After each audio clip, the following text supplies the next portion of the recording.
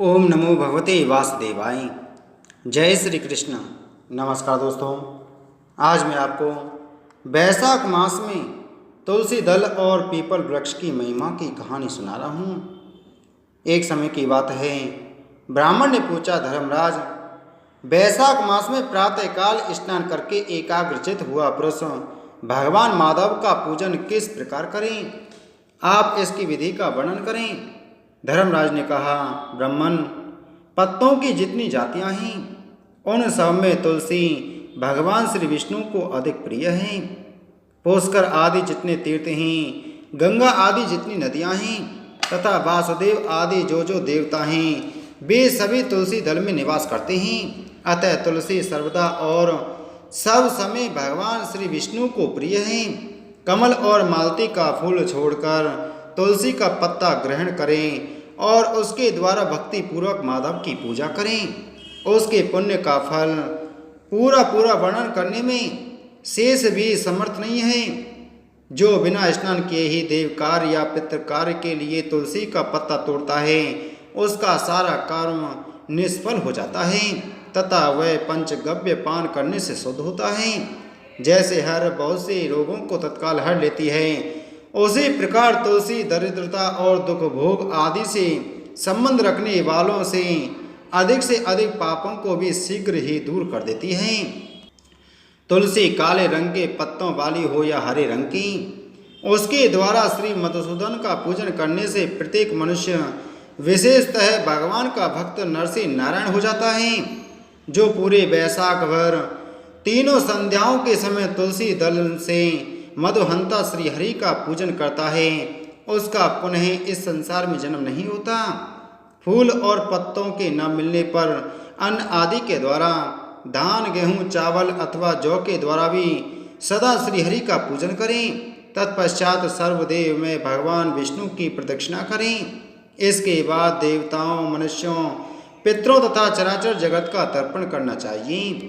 People को जल देने से दरिद्रता, कालकर्णी एक प्रकार का रोग होता है, दुस्वप्न, दुश्चिंता तथा संपूर्ण दुख नष्ट हो जाते हैं। जो बुद्धिमान पीपल के पेड़ की पूजा करता है, उसने अपने पितरों को तृप्त कर दिया, भगवान विष्णु की आराधना कर ली तथा संपूर्ण ग्रहों का भी पूजन कर लिया। अष्टांग योग का साधन स्नान करके पीपल के वृक्ष का सिंचन तथा श्री गोविंद का पूजन करने से मनुष्य कभी दुर्गति को नहीं प्राप्त होता। जो सब कुछ करने में असमर्थ हो, वह स्त्री या पुरुष यदि पूर्वोक्त नियमों से युक्त होकर वैशाख की त्रयोदशी, चतुर्दशी और पूर्णिमा तीनों दिन भक्ति से विधि पूर्वक प्रातः स्नान करे तो सब पातकों से मुक्त होकर अक्षय स्वर्ग का उपभोग करता है। जो वैशाख मास में प्रसन्नता के साथ भक्ति पूर्वक ब्राह्मणों को भोजन कराता है तथा 3 रात तक प्रातःकाल एक बार भी स्नान करके संयम और शौच का पालन करते हुए श्वेत या काले तिलों को मधु में मिलाकर 12 ब्राह्मणों को दान देता है और उन्हीं के द्वारा स्वस्ति वाचन कराता है तथा मुझ पर धर्मराज प्रसन्न हो, इस उद्देश्य से देवताओं और पितरों का तर्पण करता है, उसके जीवन भर के किए हुए पाप तत्काल नष्ट हो जाते हैं। जो वैशाख की पूर्णिमा को मणिक मटका, जल के घड़े, पकवान तथा स्वर्ण में दक्षिणा दान करता है, उसे अश्वमेघ यज्ञ का फल मिलता है। वैशाख महात्म के विषय में प्राचीन इतिहास भी कहा गया है, जिसमें एक ब्राह्मण का घने वन के भीतर प्रेतों के साथ संवाद हुआ था। मध्य प्रदेश में एक धनशर्मा नामक ब्राह्मण रहता था, उसमें पाप का लेश मात्र भी नहीं था। एक दिन वह कुश आदि के लिए वन में गया। वहां उसने एक अद्भुत बात देखी। उसे 3 महाप्रेत दिखाई दिए जो बड़े ही दुष्ट और भयंकर थे। धनशर्मा उन्हें देखकर डर गया।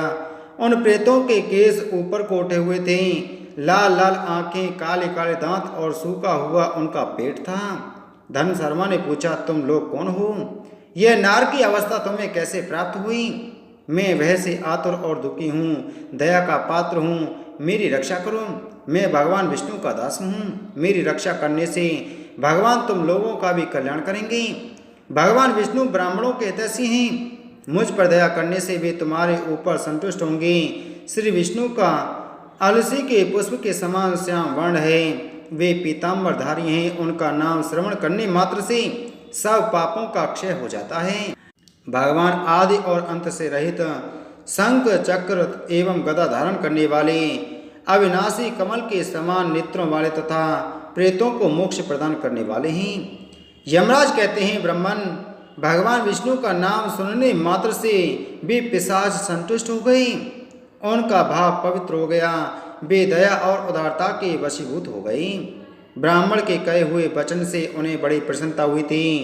उसके पूछने पर वे प्रेत इस प्रकार बोले। प्रेतों ने कहा, विप्र, तुम्हारे दर्शन मात्र से तथा भगवान श्री हरि का नाम सुनने से हम इस समय दूसरे ही भाव को प्राप्त हो गए। हमारा भाव बदल गया, हम दयालु हो गए। वैष्णव पुरुष का समागम निश्चय ही पापों को दूर भगाता है, कल्याण के संयोग कराता तथा शीघ्र ही यश का विस्तार करता है। अब हम लोगों का परिचय सुनो। यह पहला कृतघ्न नाम का प्रेत है, इस दूसरे का नाम विदयवत है तथा तीसरा मैं हूँ, मेरा नाम अवैशाख है। मैं तीनों में अधिक पापी हूँ। इस प्रथम पापी ने सदा ही कृतघ्नता की है, अतः इसके कर्म के अनुसार ही इसका नाम कृतघ्न पड़ा है। ब्राह्मण, यह पूर्व जन्म में सुदास नाम का द्रोही मनुष्य था, सदा कृतज्ञता किया करता था। उसी पाप से यह इस अवस्था को पहुंचा है। अत्यंत पापी, दूर तथा गुरु और स्वामी का अहित करने वाले मनुष्य के लिए भी पापों से छूटने का उपाय है, परंतु कृतघ्न के लिए कोई पश्चाताप नहीं है। इस दूसरे पापी ने देवताओं का पूजन किए बिना ही सदा अन्न भोजन किया है। इसने गुरु और ब्राह्मणों को कभी दान नहीं दिया है, इसलिए इसका नाम विदयवत हुआ है। यह पूर्व जन्म में हरिवीर नाम से विख्यात राजा था। 10,000 गांवों पर इसका अधिकार था। यह रोष, अहंकार तथा नास्तिकता के कारण गुरुजनों की आज्ञा का उल्लंघन करने में तत्पर रहता था। प्रतिदिन 5 महायज्ञों का अनुष्ठान किए बिना ही खाता और ब्राह्मणों की निंदा किया करता था।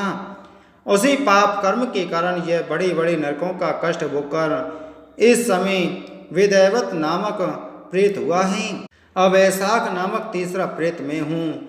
मैं पूर्व जन्म में ब्राह्मण था। मध्य प्रदेश में मेरा जन्म हुआ था। मेरा नाम गौतम था और गोत्र भी गौतम ही था। मैं बासपुर गांव में निवास करता था। मैंने माधव मास में भगवान माधव की प्रसन्नता के उद्देश्य से कभी भी स्नान नहीं किया, दान और हवन भी नहीं किया। विशेषतः वैशाख मास में संबंध रखने वाला कोई कर्म नहीं किया। वैशाख में मधुसूदन का पूजन नहीं किया तथा विद्वान पुरुषों को दान आदि से संतुष्ट नहीं किया। वैशाख मास की किसी भी पूर्णिमा को, जो पूर्ण फल प्रदान करने वाली है, मैंने स्नान, दान, शुभ कर्म, पूजा तथा पुण्य के द्वारा उसके व्रत का पालन नहीं किया। इससे मेरा सारा वैदिक फल निष्फल हो गया। मैं अवैशाख नामक प्रेत होकर सब ओर विचरता हूँ। हम तीनों के प्रेत योनि में पड़ने का जो कारण है वह सब मैंने तुम्हें बता दिया। अब तुम हम लोगों का पाप से उद्धार करो, क्योंकि तुम विप्र हो। ब्राह्मण, पुण्यात्मा साधु पुरुष तीर्थों से भी बढ़कर हैं।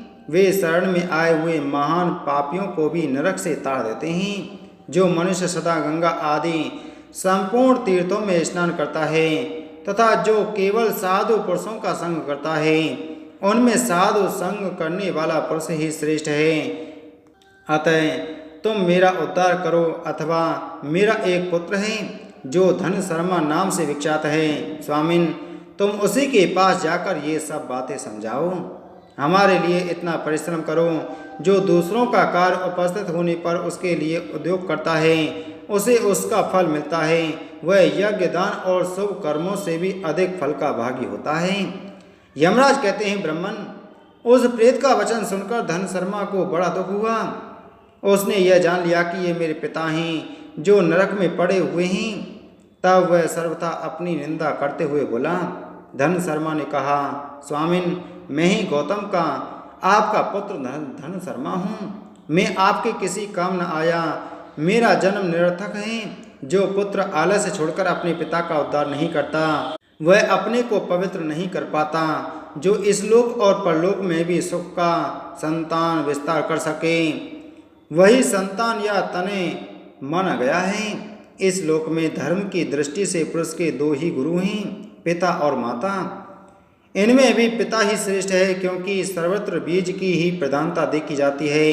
पिताजी, क्या करूं, कहाँ जाऊं, कैसे आपकी गति होगी? मैं धर्म का तत्व नहीं जानता, केवल आपकी आज्ञा का पालन करूंगा। प्रेत बोला, बेटा घर जाओ और यमुना में विधि पूर्वक स्नान करो। आज से 5वें दिन बैसाख की पूर्णिमा आने वाली है, जो सब प्रकार की उत्तम गति प्रदान करने वाली तथा देवता और पितरों के पूजन के लिए उपयुक्त है। उस दिन पितरों के निमित्त भक्ति पूर्वक तिल मिश्रित जल का घड़ा, अन्न और फल दान करना चाहिए। उस दिन जो श्राद्ध किया जाता है वह पितरों को हजारों वर्षों तक आनंद प्रदान करने वाला होता है। जो बैसाख की पूर्णिमा को विधि पूर्वक स्नान करके 10 ब्राह्मणों को खीर का भोजन कराता है वह सब पापों से मुक्त हो जाता है। जो धर्मराज की प्रसन्नता के लिए जल से भरे हुए 7 घड़े दान करता है वह अपनी 7 पीढ़ियों को ताड़ देता है। बेटा, त्रयोदशी, चतुर्दशी तथा पूर्णिमा को भक्ति परायण होकर स्नान, जप, दान, होम और श्री माधव का पूजन करो और उससे जो फल हो हम लोगों को समर्पित कर दो। ये दोनों प्रेत भी मेरे परिचित हो गए हैं, अतः इनको भी इसी अवस्था में छोड़कर मैं स्वर्ग में नहीं जा सकता। इन दोनों के पाप का भी अंत आ गया है। यमराज कहते हैं, ब्राह्मण, बहुत अच्छा कहकर वह श्रेष्ठ ब्राह्मण अपने घर गया और वहां जाकर उसने सब कुछ उसी तरह किया। वह प्रसन्नता पूर्वक परम भक्ति के साथ वैशाख स्नान और दान करने लगा। बैसाख की पूर्णिमा आने पर उसने आनंद पूर्वक भक्ति से स्नान किया और बहुत से दान करके उन सबको पृथक पृथक पुण्य दान किया। उस पवित्र दान के संयोग से वे सब आनंद मग्न हो विमान पर बैठकर तत्क्षण ही स्वर्ग को चले गए। ब्राह्मणों में श्रेष्ठ धर्मशर्मा की श्रुति, स्मृति और प्राणों का ज्ञाता था। वह चिरकाल तक उत्तम भोग भोगकर अंत में ब्रह्मलोक को प्राप्त हुआ। अतः यह वैशाख की पूर्णिमा परम पुण्यमयी और समस्त विश्व को पवित्र करने वाली है।